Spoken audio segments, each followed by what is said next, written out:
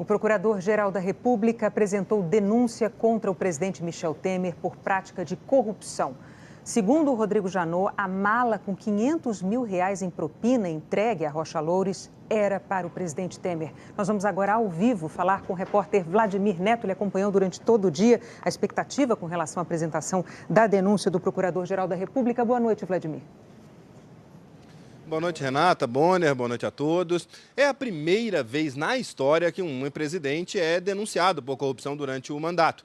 Na denúncia, de acordo com fontes ligadas ao caso, o Procurador-Geral da República acusa diretamente Michel Temer de ter cometido o crime de corrupção no exercício do cargo de presidente da República. Segundo essas fontes, as investigações demonstraram que, por meio de Rodrigo Rocha Loures, seu ex-assessor, Temer recebeu vantagens indevidas em troca de favores. Na denúncia, o Ministério Público Federal diz que o crime começou no encontro entre Joesley Batista e Michel Temer no Palácio do Jaburu e culminou com a entrega de uma mala com R$500 mil a Rodrigo Rocha Loures em São Paulo, e que o presidente cometeu esse crime de livre e espontânea vontade e consciente.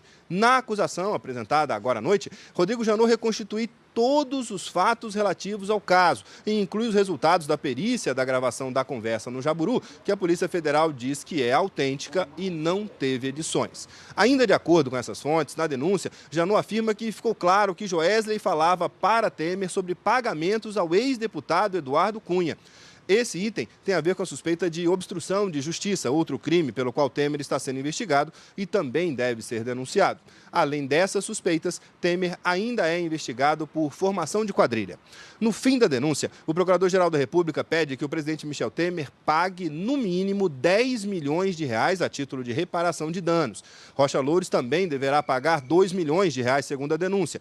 Rodrigo Janot afirma que eles devem ressarcir os cofres públicos por lesões à ordem econômica, à administração da justiça e à administração pública, inclusive a respeitabilidade da presidência da República perante a sociedade brasileira. Ao final, Janot pede a condenação de Temer à perda do cargo de presidente. Bonner, Renata. Pois é, agora é a Câmara dos Deputados que vai decidir se autoriza ou não a abertura de processo contra o presidente Temer no Supremo Tribunal Federal. Com a denúncia da Procuradoria-Geral da República na mão, o relator da Lava Jato no Supremo, ministro Luiz Edson Fachin, precisa primeiro decidir se pede uma manifestação da defesa ou se encaminha direto para a Câmara. São dois acusados, o presidente Michel Temer e o ex-assessor dele, Rodrigo Rocha Loures, do PMDB. Se o ministro Fachin resolver ouvir a defesa dos dois, vai ser aberto um prazo para que a acusação seja respondida por escrito. Depois, o ministro pode pedir para que o procurador-geral, Rodrigo Janot, analise as respostas e só então mandar para a Câmara. Mas o ministro Fachin pode optar por enviar logo a denúncia para a Câmara dos Deputados. Nesse caso, Fachin pede que a presidente do Supremo, ministra Carmen Lúcia, remeta a documentação para o presidente da Câmara dos Deputados, Rodrigo Maia. O regimento interno da Câmara prevê que o presidente da Casa notifique o presidente da República sobre a chegada do processo. O caso, então, vai à Comissão de Constituição e Justiça.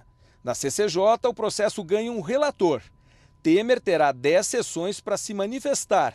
O relator escolhido precisa elaborar um parecer para ser votado na comissão.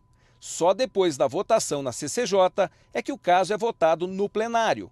Para que o processo contra o presidente da República no Supremo seja autorizado, são necessários pelo menos 342 votos, ou seja, 2/3 dos 513 deputados. O procedimento é parecido com o processo de impeachment, mas em vez de ser remetido para julgamento no Senado, é no Supremo que o caso é julgado. Se a Câmara não autorizar, o Supremo não pode fazer mais nada. O caso fica suspenso até que acabe o mandato e Temer não tenha mais foro privilegiado. Se a Câmara autorizar, os 11 ministros do STF se reúnem para decidir se Temer e Rocha Loures viram réus. Conforme o artigo 86 da Constituição, se a denúncia for aceita pela maioria dos 11 ministros do STF, o presidente é afastado do cargo por até 180 dias. Aí, o presidente da Câmara, Rodrigo Maia, assume provisoriamente a presidência da República. Se dentro desse prazo o Supremo não julgar pela condenação ou absolvição, Temer volta ao cargo até uma decisão final da corte. Se antes disso for absolvido, volta à presidência. Em caso de condenação, perde definitivamente o mandato. Nesse caso, o presidente da Câmara convoca uma eleição indireta em 30 dias, como manda a Constituição. A decisão de Fachin sobre mandar logo o processo para a Câmara ou pedir uma defesa prévia precisa ser rápida. A partir da semana que vem, o Judiciário entra em recesso, só volta aos trabalhos em agosto. Por isso, a expectativa é que esse encaminhamento seja definido até sexta-feira. E o Supremo Tribunal Federal recebeu também o relatório final da Polícia Federal no inquérito contra o presidente Michel Temer. Além de corrupção passiva, a Polícia Federal considera que ele praticou crime de obstrução de justiça. O relatório traz ainda detalhes do comportamento de líderes do PMDB para a manutenção de um esquema de roubo de dinheiro público. A Polícia Federal afirma que o PMDB estava se locupletando, ganhando dinheiro ilegalmente a partir da indicação e manutenção de pessoas em cargos importantes da estrutura da administração pública. Fala que a denúncia deve ser investigada em um ambiente mais adequado de aferição da existência de organização criminosa e solicitou que o caso seja juntado ao inquérito 4327, que está no Supremo e já investiga o PMDB da Câmara. A Polícia Federal também afirma no relatório que não se pretende, pela complexidade do tipo penal em análise e em razão do exíguo prazo, fazer prova terminante de que integrantes do grupo político denominado PMDB da Câmara tenham, paralelamente à atuação no campo político, constituído organização criminosa. Ou seja, a Polícia Federal diz que é preciso aprofundar as investigações. O relatório da Polícia Federal é ainda mais contundente quando trata do crime de obstrução à justiça. Cita em detalhes os pagamentos periódicos feitos pelo empresário Joesley Batista ao doleiro Lúcio Funaro e Eduardo Cunha e mostra a relação de interesses do núcleo político comandado pelo presidente Michel Temer para garantir o silêncio dos dois. Diz que as manifestações mais consideráveis a esse respeito partiram de Gedel Vieira Lima, que foi ministro do governo Temer e do próprio presidente. Salienta que Gedel, mesmo tendo deixado a cúpula do Executivo Federal, manteve-se ligado a Temer. O relatório cita vários trechos da conversa gravada pelo empresário Joesley Batista com o presidente no Palácio do Jaburu. Fala da possibilidade de Temer ter ciência dos pagamentos mensais realizados a Lúcio Funaro, vez que, ao ouvir do empresário a periodicidade todo mês, perguntou em tom de confirmação. O Eduardo também, né? O relatório afirma ainda que os termos do diálogo, conquanto não sejam explícitos, como costumam não ser em conversas desse tipo, têm como única interpretação possível a seguinte: o presidente da República entendeu que o bom relacionamento, aludido por Joesley, encerrava a ideia de apoio financeiro prestado a Eduardo Cunha e, assim, inequivocadamente, incentivou a sua manutenção com as expressões: tem que manter isso, viu? Seguindo-se a complementação do empresário. Todo mês. O relatório conclui que Michel Temer, presidente da República, cometeu o crime de obstrução à justiça por embaraçar a investigação de infração penal praticada por organização criminosa, na medida que incentivou a manutenção de pagamentos ilegítimos a Eduardo Cunha pelo empresário Joesley Batista, ao mesmo tempo em que deixou de comunicar autoridades competentes de suposta corrupção de membros da Magistratura Federal e do Ministério Público Federal, que lhe fora narrada pelo mesmo empresário.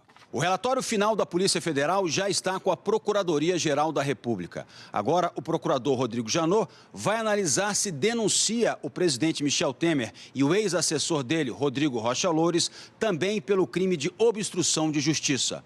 Não há prazo para isso. A Polícia Federal também entregou ao Supremo Tribunal Federal o resultado da perícia nas gravações de Joesley Batista com o presidente Temer. Os peritos atestam que não há edição nem adulteração no conteúdo divulgado. O que, segundo a polícia, é indício de que Temer deu aval para a compra do silêncio de Eduardo Cunha. Os peritos checaram a integridade, autenticidade, lógica e coerência das conversas. Analisaram 38 minutos e 48 segundos de diálogos. Encontraram 294 descontinuidades. Segundo a perícia, as descontinuidades foram provocadas pelo equipamento usado por Joesley Batista para gravar o presidente. O laudo diz: constata-se, no entanto, que tais descontinuidades são compatíveis com as decorrentes de interrupção no registro das amostras de áudio por atuação de mecanismo de detecção da pressão sonora do equipamento gravador. Os peritos fizeram um relatório respondendo a perguntas da Polícia Federal e da Procuradoria-Geral da República. Um dos questionamentos é: caso existam interrupções, os trechos de conversas entre as duas descontinuidades sucessivas seguem razoável início e fim? A resposta: nos trechos contínuos delimitados entre descontinuidades sucessivas, não foram observados elementos que, de algum modo, indiquem a existência de adulterações. Ressalte-se que, em muitos casos, as descontinuidades estão espaçadas por intervalo de tempo muito curto, de tal sorte que o trecho contínuo resultante tem duração reduzida, não sendo possível atestar em todos os casos a ocorrência de diálogo. Esclarecem os peritos que os trechos contínuos sucessivos, ao longo do áudio questionado, apresentam aparente encadeamento lógico de ideias e assuntos, que remetem a um diálogo travado entre dois interlocutores com início, meio e fim. Segundo a perícia, as descontinuidades são interferências técnicas que não mudaram o conteúdo dos diálogos de Joesley Batista com o presidente Michel Temer. O laudo diz: apesar das descontinuidades relatadas e considerando-se todas as técnicas aplicadas na realização dos exames, não foram encontrados elementos indicativos de que a gravação questionada tenha sido adulterada em relação ao áudio original, sendo a mesma consistente com a maneira que se alega ter sido produzida. Nos trechos contínuos delimitados entre descontinuidades sucessivas, não foram observados elementos que, de algum modo, indiquem a existência de adulterações. Outra pergunta sobre a possibilidade de edição nas conversas entre o empresário e o presidente. Há evidências no registro de áudio encaminhado para exame de inserção ou supressão de trechos de falas ocorridas em outro momento ou ambiente diverso? A resposta é que, considerando-se todas as técnicas, não foram encontrados elementos indicativos de que a gravação tenha sido adulterada em relação ao áudio original, sendo a mesma consistente com a maneira em que se alega ter sido produzida.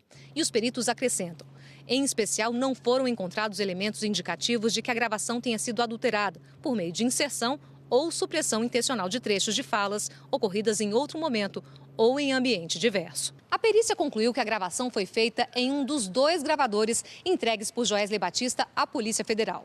A perícia oficial desmente, portanto, a perícia contratada pela defesa do presidente Michel Temer, a do perito Ricardo Molina. No mês passado, Molina desqualificou a gravação.